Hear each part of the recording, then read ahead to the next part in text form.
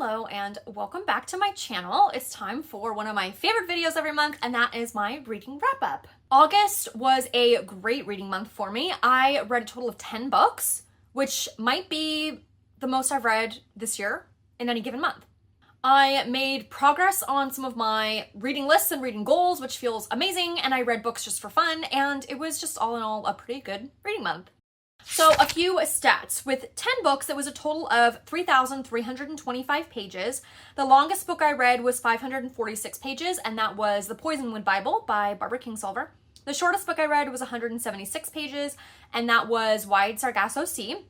On average, according to Storygraph, it took me about 20 days to finish a book. 7 of my books were physical copies, 2 were audiobooks, and 1 was an ebook. 7 of my books this month I got from the library or Libby, 2 I purchased, and 1 was a gift. 2 books were nonfiction and 8 were fiction. Factoring in the library, Libby, and gifts, I ended up saving about $270 on my books this month. For the publication dates, they are spread out more than they have been the last several months.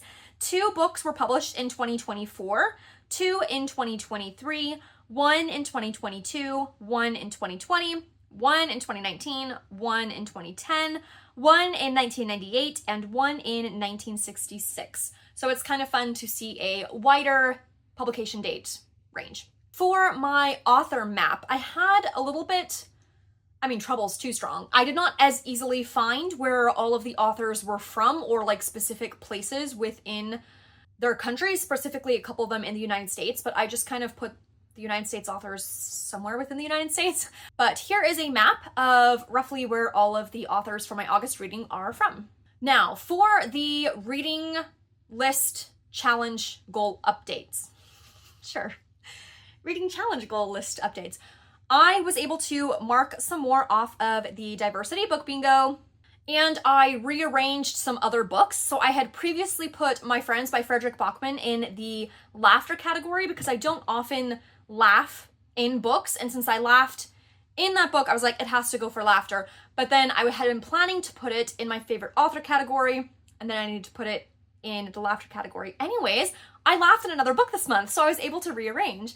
And the book that made me laugh this month was The Poisonwood Bible. Now this book, it's by no means a comedy, but the way that Barbara Kingsolver described so many things, there were a lot of humorous moments, and it did make me not guffaw, but it made me chuckle. So I put that onto the laughter category, moved My Friends to the favorite author category. I also read a book in a genre outside of my comfort zone, and I read a book about Indigenous people, as well as books set in Africa and South America. And as I'm looking at my graphic, I did not mark off the South America category. I just need to edit my graphic and put in the check mark for South America. So I am making massive progress on the diversity book bingo. I also read a book on my 40 before 40 list, and that was Wayward by Amelia Hart. So I am slowly progressing through my 40 before 40 as well. Okay, on to some August highlights. Now, this is going to be a little not tricky. It's just not going to be a typical highlight video because most of the books that I read that I would want to highlight, I am saving for future videos. So stay tuned for some of them. But the first book that I will highlight in this video is The Poisonwood Bible by Barbara Kingsolver. This book, I didn't really know exactly what to expect going into it, but it was so good. The author writes from the point of view of 5 different people, 4 primarily, and every so often the 5th. And these are the wife and daughters of this white evangelical Baptist missionary who has taken his family to the Belgian Republic of Congo. It takes place in the 1960s, and each chapter is from the point of view of a different one of the daughters, and again, every so often, the point of view of the mother.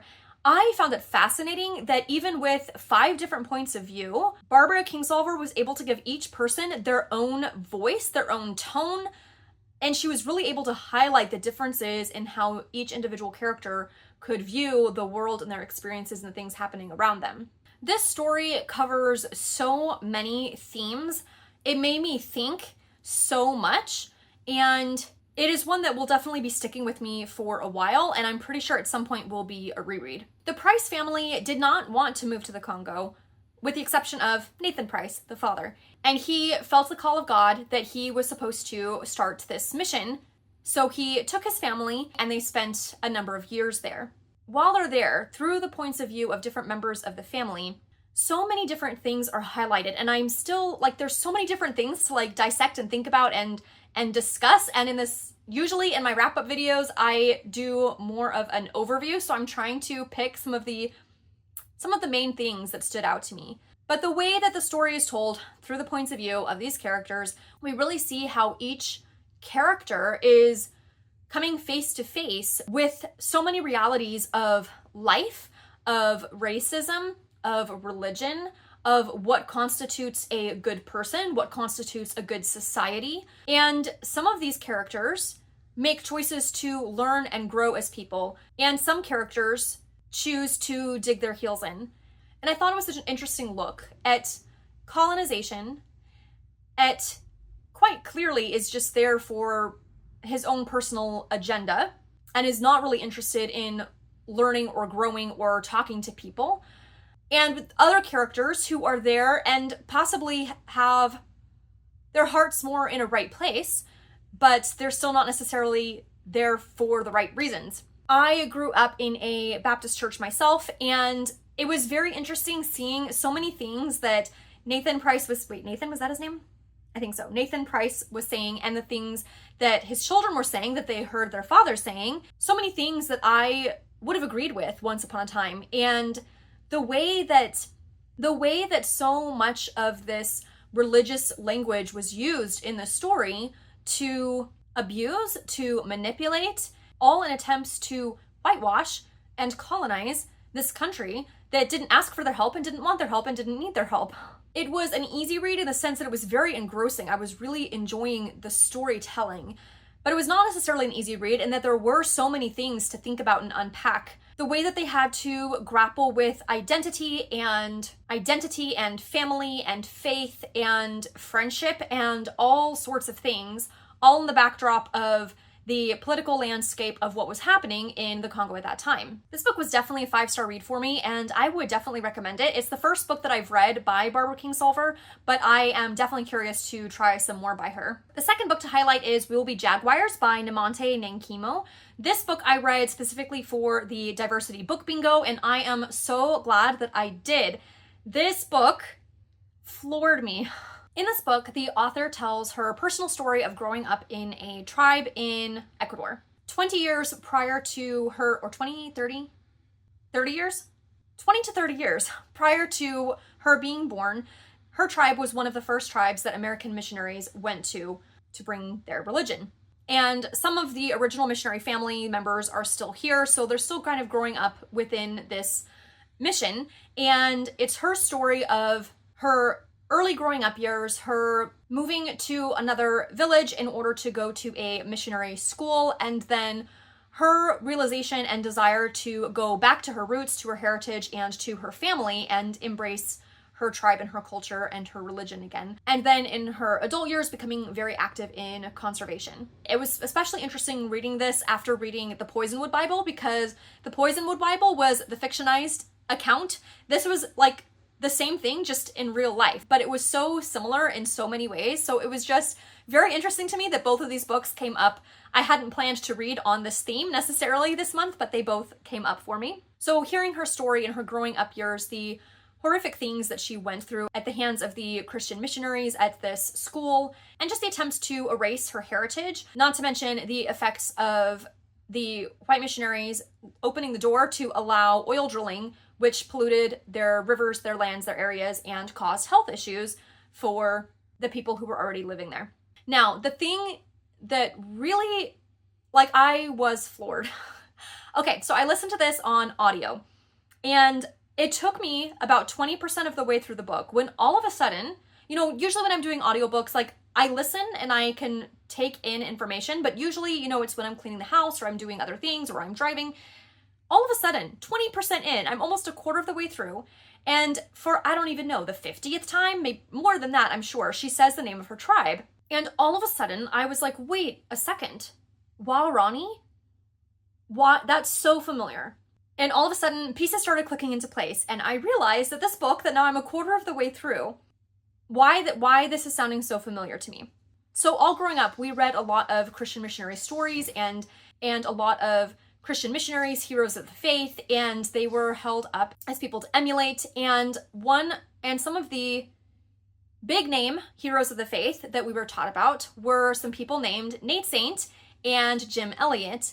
And as I had been told over and over growing up, it was a group of 5 men, and for some reason we mostly only talked about the men and not their families, but 5 men who went to this tribe in Ecuador.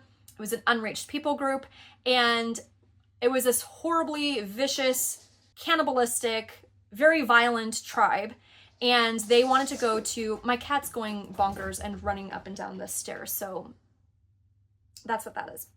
And upon arrival, after they'd been there not too long, they were on the beach, and men from the tribe came out and, as I was told, murdered them all with spears. I always grew up being told that it was the Auca Indians, and reading this book, this is the same tribe, you guys. This is the same tribe. I was stunned. And from that point on, I was listening like so closely, because then I realized she's talking about this person named Mincaye. And I was like, wait a second. This is the man who, again, growing up, I was always told was the person who actually threw the spear that killed Nate Saint and Jim Elliot. This is the man that, after the whole tribe came to know Jesus and their whole lives were transformed, this is the man that came with Nate Saint's son, Steve Saint, to tour the United States and share his conversion story. And then I was like, wait a second, she just said Steve. She's talking about Steve Saint, the son of this missionary that I'd always heard about. She's talking about Rachel, who is Nate Saint's sister, who was still in this tribe. Okay, I'm gonna calm down. The thing that was fascinating to me is hearing from a person who grew up in this tribe and hearing her perspective. Now, she did not write this book to talk about the Saint family. They were just characters in her story. They were incidental, it wasn't about them. This story that was always held up over the years for me, and hearing the other side of that, let's just say, I wasn't surprised, because I have heard many instances of stories being possibly over glorified in conversion experiences or mission experiences, but hearing Nemonte talk about the way that she was treated by Rachel Saint, the way that Rachel Saint is the one who allowed the oil drilling to come into their land and cause pollution, the way that the white missionaries were okay with earning money off of the drilling, the way that their lives were changed and affected and harmed by people who came in claiming from my perspective to have transformed this tribe for God. I am still shaken. And if I'm understanding her account correctly, Mincaye was not even necessarily going on this North American tour to tell his grand conversion story. It sounded like, from Nemonte's perspective, he was just traveling with this white man who lived in his village as a friend because his friend asked him to travel with him. And yet their stories were used around the world in ways that sound like are not fully accurate. Anyways, that is kind of a side point to what the book is about. That's how her book affected me reading it. But I think her story is so phenomenally important because all of the different elements, the colonization, the whitewashing, the attempt to put white Americanized religion onto other people, the environmental impact. Her story is a very important one to share and to read. And I am so glad for the timing of this. I'm so glad that I was able to read it. It definitely left a mark. Oh, I forgot to say too, I got distracted looking at my notes. I mentioned that growing up, we were always, I always referred to them as the Auca Indians, and that's always what they were called. And in her book, she addresses that. Auca was the derogatory term that white people used for them. It's not the name of their tribe. They're the Waorani tribe. Anyways, this book hit me in a lot of ways. It's really interesting, it's really fascinating, and really worthwhile. The last book I'm going to highlight today is Wayward by Amelia Hart. This is a book that I read from my 40 before 40 list, and I really liked it for the most part. Let me briefly describe. It takes place in 3 different timelines, one in the 1600s, one in the when is it? One in the 1600s, one in 1942, and one in 2019. They are 3 women who are from the same family line, just generations apart. In the 1600s, we have Alpha, who is on trial for witchcraft and being a witch. In 1940, we have Violet, who really just wants to learn about nature and insects and wildlife, and yet she needs to be prim and proper and find a husband. And in 2019, we have Kate, who is trying to escape an abusive relationship. Normally, I'm not a huge fan of multiple timelines, but this actually worked for me. I found myself quite engrossed in their stories, particularly Alpha's and Kate's as well. I mean, all of them really, but I think Alpha's was my favorite.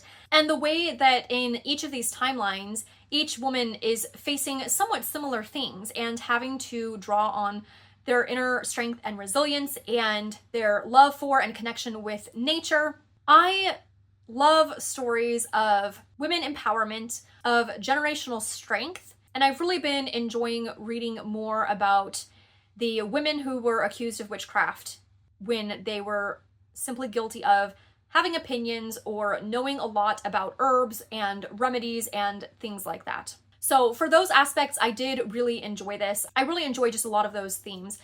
The way that it lost me a little bit is because for the most part, all of these storylines felt like they could be very real. They did lose me, especially towards the end when it started taking on more of a, some aspects of it took on more of a fantasy and magical aspect. It was still an interesting story, but for me personally, I kind of wish it all stayed in the realm of plausibility. So all in all, I am glad that I read it. I'm glad that I had it on my 40 before 40 list and that I was able to finish it before August because I was trying to cram it in the last few hours before I filmed this video. So there are a handful of other books that I do want to discuss, but they will be for future videos. So I think that is it for today's wrap up. Until next time, happy reading.